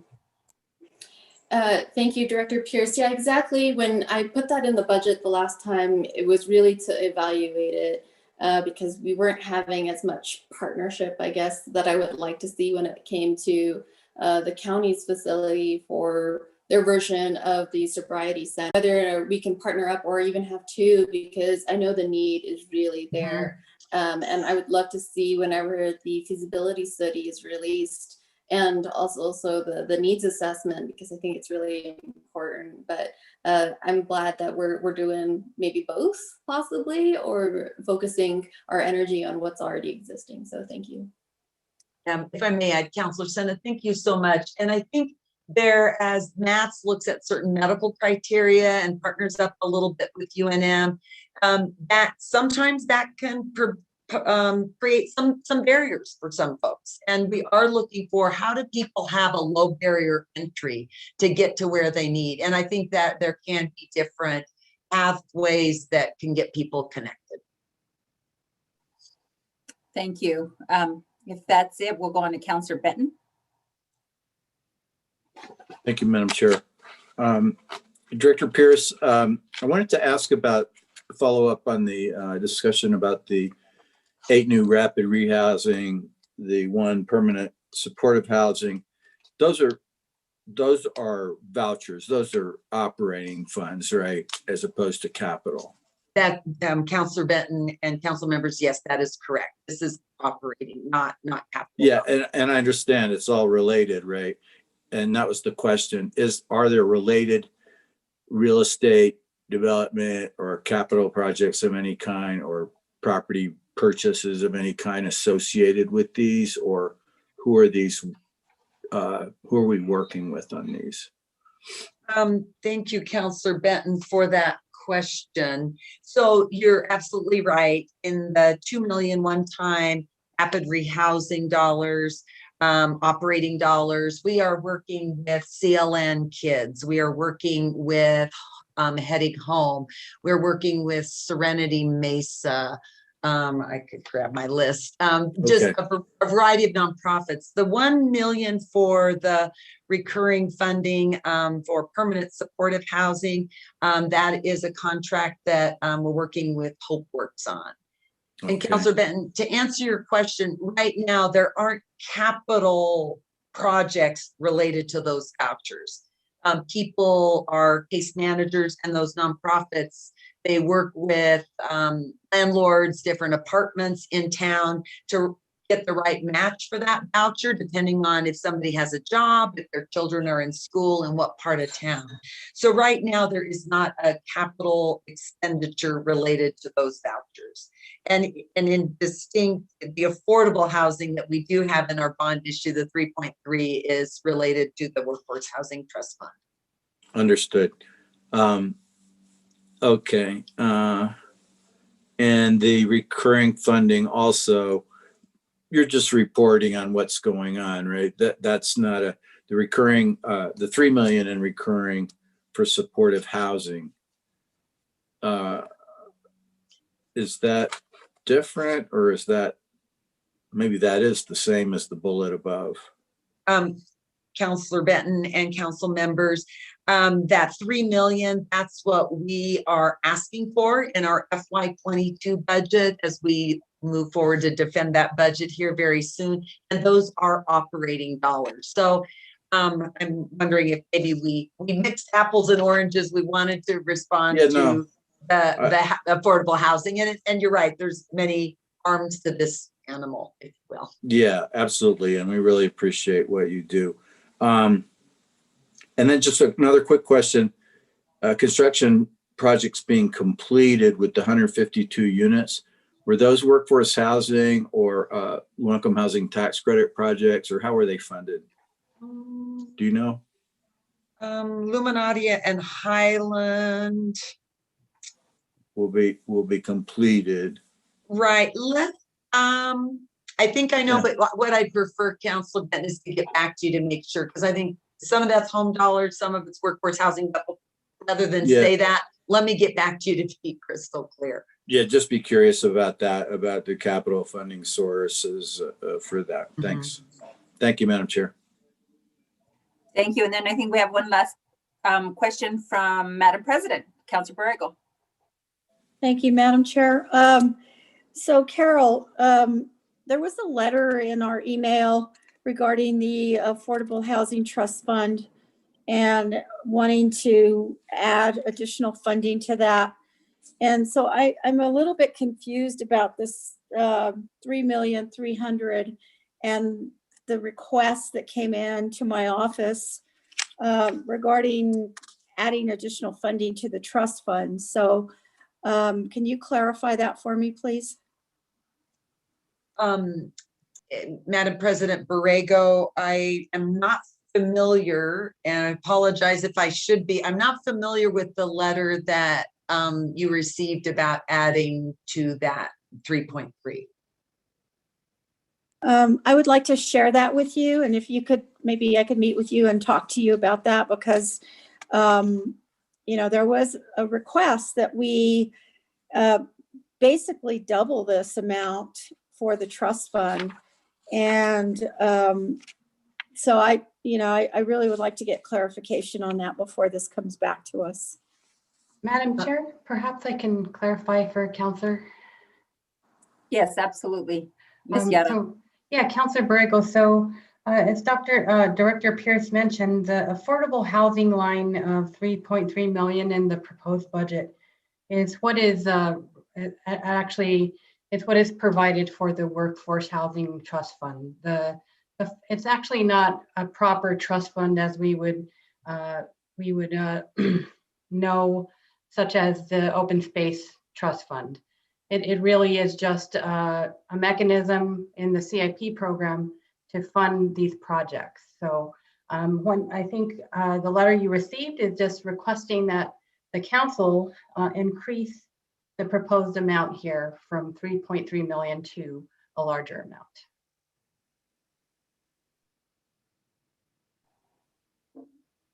Is that it, Madam President?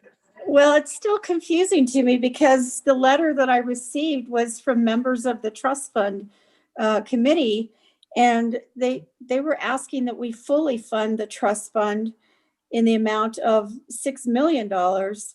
And this is so this is, I think I really need further clarification, because so President Borrego, perhaps it might be that the trust fund ordinance actually calls for an amount of between 0 and 8%, or a max of $10 million from each CIP program. So your maximum allowed under the ordinance would be $10 million here.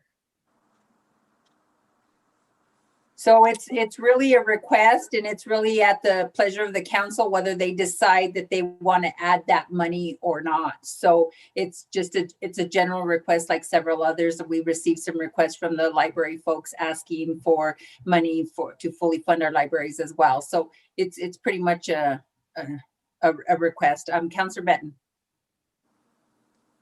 Yeah, just a little bit of background on that. When we started the trust fund, I was the co-sponsor of that with Commissioner O'Malley. When we started the first 3 years or so, 2 years at least, maybe I believe 3, it was at 10 million. It was at the maximum. Under the Berry administration, they were sending us much, much smaller, requests in their capital budgets. And I was sort of like trying to always pick away at that and find some counselors to pitch in their workforce housing, their set-asides towards it. And in fact, Councilor Bassan just helped us spend the last 50-some thousand, I can't remember what it was, that Brad Winter had committed 2 years ago. So thank you, Councilor Bassan. But so we went through some dark times, in the previous one, just for comparison, it was 5 million. And I think the long range goal of a lot of the advocates is that we get back to the 10 million and even go back to making it a set aside, which is, I believe, how it started out. Thank you, Counselor. That clarifies a lot. Thank you, Councillor Benton. And I guess just to add to that is that, you know, the trust fund, it's my understanding that we also receive capital outlay in the amount of $2.7 million.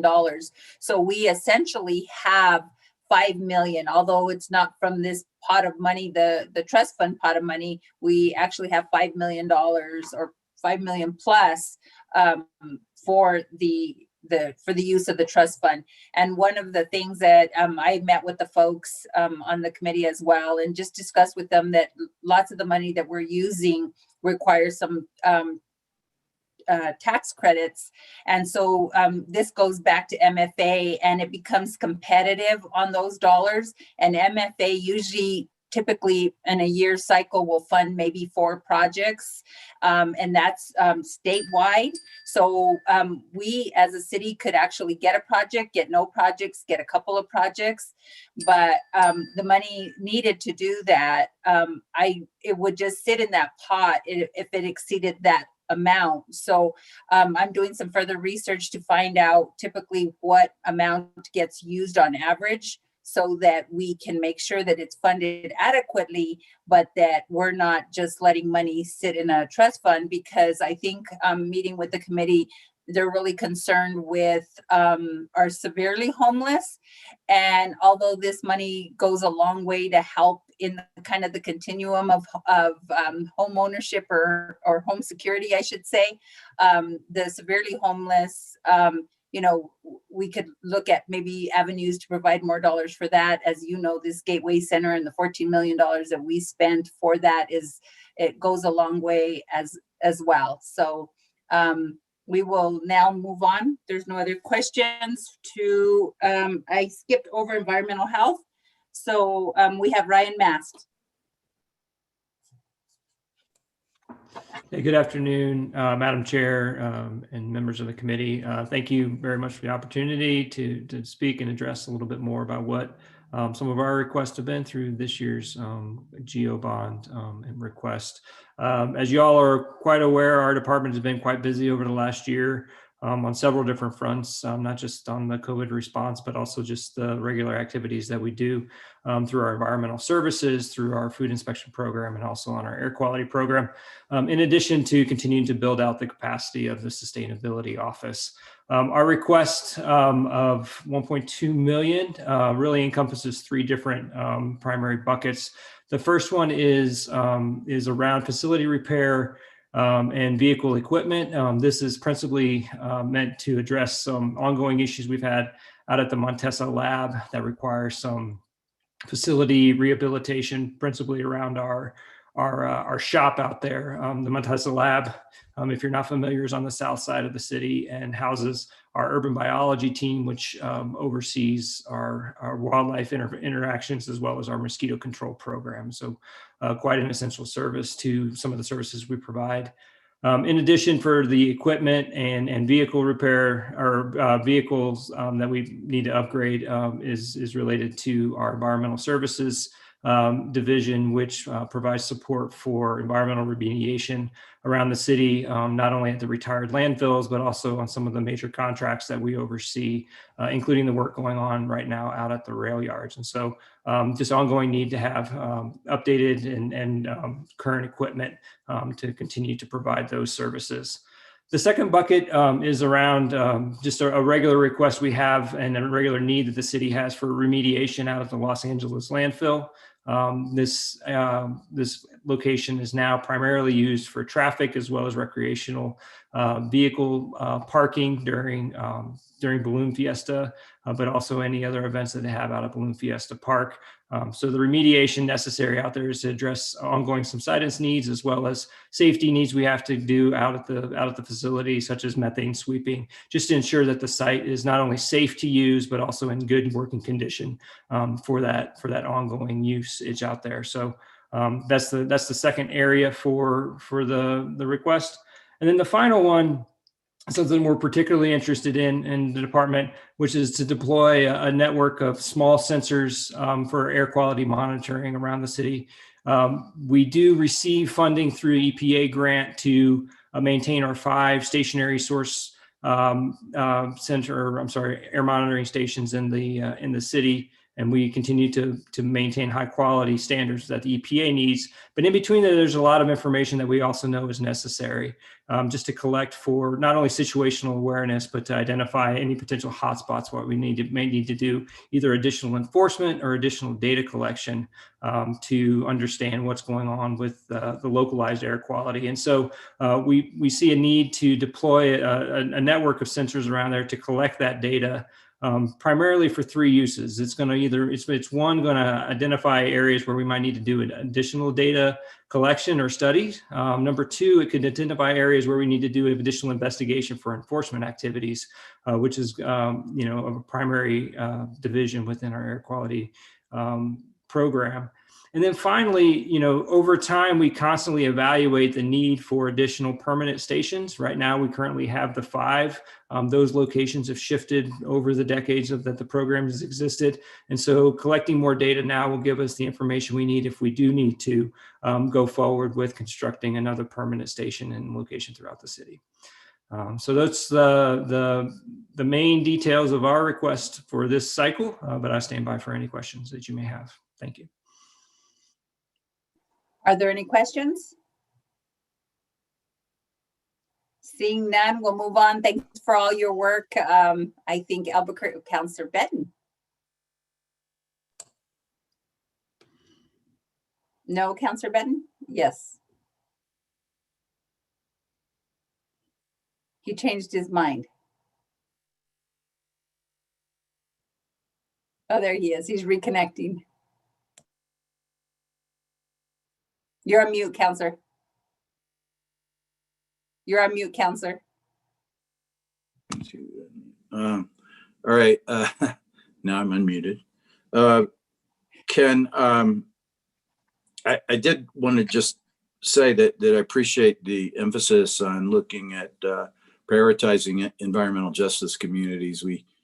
This council did pass provisions having to do with land use to protect some of these areas, and I really appreciated that. But we know that there's a lot of interconnection, and in the public's mind, air quality and zoning should be all in the same thing, but we all recognize that they're not. So I really appreciate that in terms of the monitoring and the ability to respond to people and give them real data when they have concerns is an important function of the city. So thank you. Madam Chair, Councilor Benton, yeah, thank you for those comments. And we, of course, have been engaged in a lot of those conversations that's been going on with the planning and zoning issues as well. And we see a lot of value in this too. And I think one comment that I did want to make to this is, air quality regulation is heavily regulated. It's heavily regulated, not only through local regulations that we have and state implementation plans, but also by the need to follow the State Air Quality Control Act and the Clean Air Act. The way to move forward with meaningful regulation is to ensure that you have the scientific data necessary to put forward legally sound regulation. And so we see a lot of value in making sure that we're taking the steps needed to not only provide that information to the community, but to set the groundwork for any potential needs, additional regulation needs that we have here locally. So thank you for that. And I just want to reiterate what Councillor Benton said, and really talking about a bill that we have for CIP for equity across our city. I think this is an important component, and environmental justice is part of the big picture. So thank you for your work. With that, we'll move on to the Planning Department. Director Williams. Madam Chair, members of the committee, thank you very much. The primary focus of the Planning Department's CIP cycle this go round is associated with software and technological service improvements. There are three categories for the department. The first relates to our electronic or e-plan review system. This is what the department, of course, uses to track, to monitor, and to provide feedback for the various types of permits and different requests that the department receives. These upgrades would allow us to update to the latest version for software, but perhaps most importantly, we're looking to move this system to the cloud. That would not only benefit the planning department in the short run, but the entire city, because of course we'll be providing additional server space if we're able to move our e-plan system to the cloud. The second involves our AEGIS division, or our Geographic Information System division. These are the folks that do the mapping functions, not only for the city, but for various city departments. Those mapping functions include not only hard copies, if you will, of large and small maps. Many times we see these at presentations and press conferences and public meetings and that sort of thing. So the equipment that is associated with AEGIS being able to produce those maps, those documents, requires money, and we need to upgrade our equipment and our software to do that. Additionally, don't forget about the online system that AEGIS supports and maintains. That is used by not only city staff across the city, but members of the public rely on our online system, and we need to make upgrades to that system. Finally, the last, again along the same hardware software theme, would be other divisions within the department. Specifically for the use of mobile devices. It will help our inspectors in our various divisions to be able to provide not only information about their job or their inspection or their permit more quickly, but it allows us to be more efficient in our ability to get that information back to our customers. With that, I'll stand for any questions. Are there any questions for Director Williams? Councilor Bassan. Thank you, Madam Chair. Director, I really want to see this happen for your department. I think that it's so very important to get everything integrated and cloud-based, and especially with so many of your team out in the field and just on sites, that I think that this is, I just want to make sure to express that I am all about it. Madam Chair, Councilor Bassan, thank you. Appreciate that. And so seeing no other questions, I'll close the floor to questions, but Director Williams, just a final comment, and I was going to ask this for Technology and Innovation Department, but do you work with them when you're buying your software, hardware, or does each department do it individually? It's just kind of a random question. Madam Chair, there's coordination between, say, our department and DTI as we look at making these purchases. We're coordinating with them. Okay, great. Thank you. Thank you, Director. With that, we will move on to Senior Affairs, Director Ana Sanchez. Good afternoon, Madam Chair, members of the committee. First of all, I'm just going to start by saying we're thrilled with the proposal before you. This is actually the largest percentage we've received in recent history. As you know, our facilities are so vital. Certainly this period of COVID has taught us many things, and we know that we're an important lifeline for our community members that we do serve. Through only 5 of our kitchens and our central commercial kitchen have we been able to provide almost 680,000 meals during this pandemic, certainly to the dedicated staff that has been able to support us during this time. And we anticipate that there's going to be even more use of these facilities and services as COVID hopefully goes kind of away. We know that these facilities also help combat isolation. We've heard from our community members, they miss their places of gathering, and we know that they help ensure the health and well-being of our older adult population. So I would just like to applaud the administration and the council for their support, because in a mere 9 years, 25% of Albuquerque's population will be 65 years in age and older. So thank you so much for the consideration of the projects that we have before you, because they know that they will support healthy and engaged living at any age. I'm happy to go through the 4 projects. They're pretty clear cut, but certainly want to be mindful of if you have any questions. But we really tried to prioritize ongoing needs through them, identifying facilities that are dated and have high community use, and also looking to the future, certainly to expand our facilities in the Northwest Quadrant. So I'm happy to go into those 4 projects, or I stand for questions if you have any. So are there any questions for Director Sanchez? Madam President. Thank you, Madam Chairman. I just wanted to thank Director Sanchez for her work on Cibola Loop Multi-Gen Center. Working with them has really been outstanding. And this is a need that was identified by the community through a community survey initially, and community meetings, and, just excited that this project is moving forward. Thank you, Director. Thank you, Madam President. Councillor Gibson, followed by Councillor Sena. Thank you, Madam President, or Madam Chair, I'm sorry. I would like to hear a little bit about the 4 projects. Okay, if we can have Councillor Sena ask her question first, and then we'll just move on to that. That way she's not in waiting. Thank you, Madam Chair.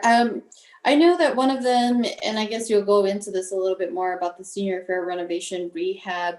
And my priority, of course, is Los Volcanes, which I'm very happy that I'll be at tomorrow helping serve meals for Valentine's. I'm looking forward to that. But, just seeing the need in that area and also their parking lot, is part of this funding going to go towards some of that rehab of some of our older facilities?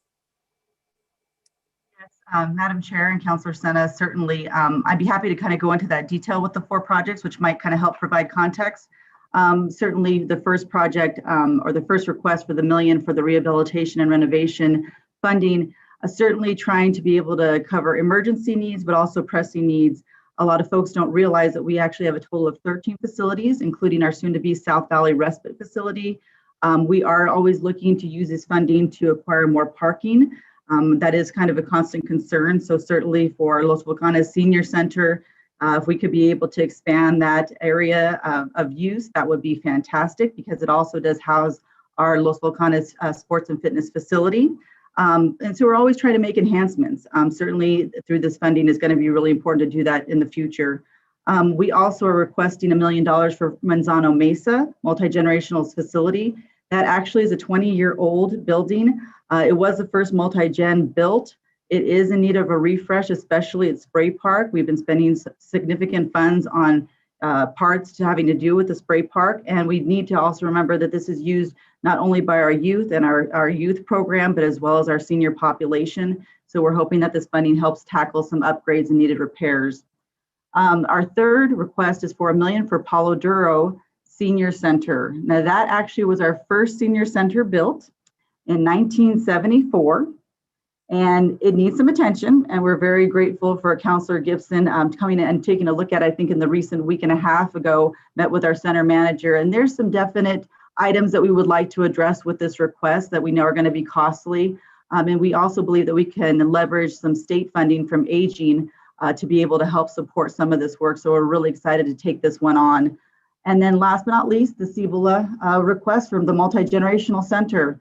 As Councillor Borrego said, certainly this is a long-awaited endeavor for this quadrant of the city, and we're excited to get this moving forward.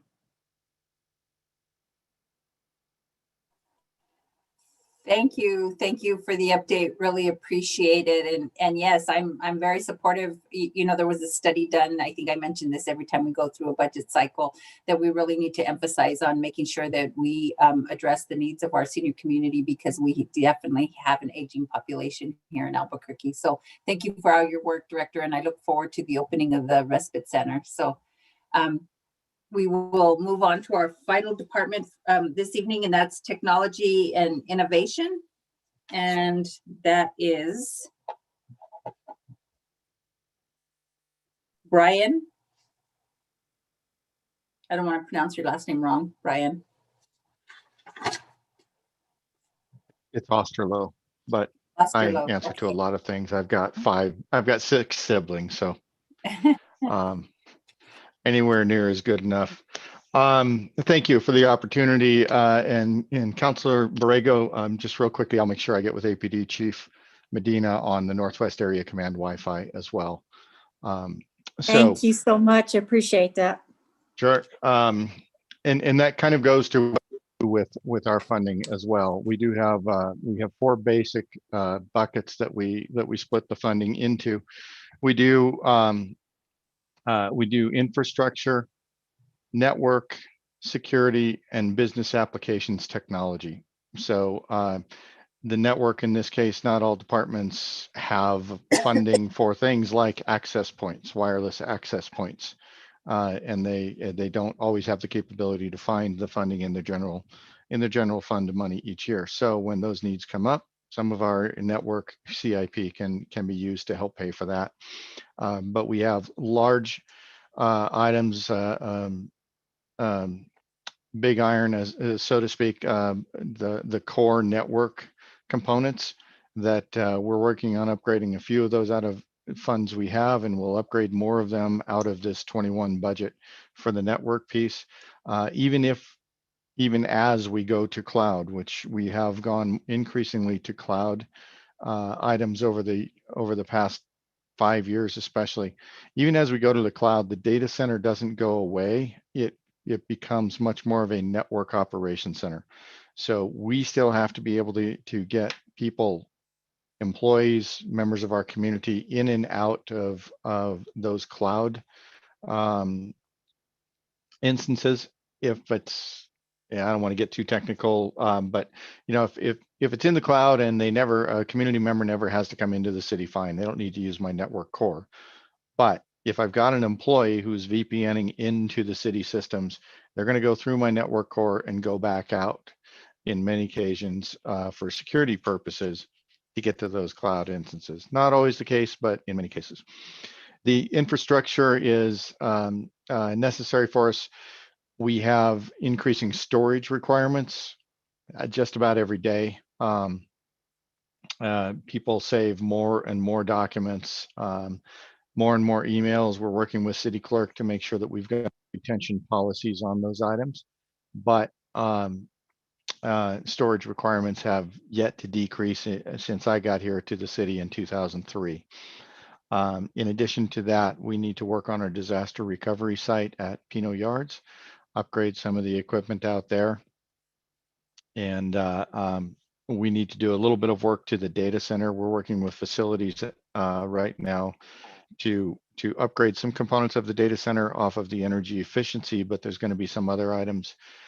We have a halon system for fire suppression in there that we need to address as well. Security. I think all of you have heard me say one time or another, I never will tell you I'm comfortable with security. And if ever you hear a person in my position say they are comfortable with security, then beware, because that's the one thing that makes me most nervous. We have a very robust, multi-layered security approach, but we're constantly in an arms race with those who don't have the greatest of intentions. So security money, multi-factor authentication is currently being rolled out at APD. We will be rolling out multi-factor authentication to more of city employees. I really want to get to the point where, for example, on your direct deposit information, you have multi-factor authentication. You want to change that, you're going to have to give me a couple different types of authentication. Those types of things. We have some additional appliances that we are looking at procuring. Security is a mix, of course. So there are a number of things. I could spend $3 million every year on security, but most of that can't come out of capital, because increasingly security is a service that you're getting out of the cloud. It's an operational expense. That's why you see security is not the top dollar item in this request, because it just is not a capital expenditure for most of what we do.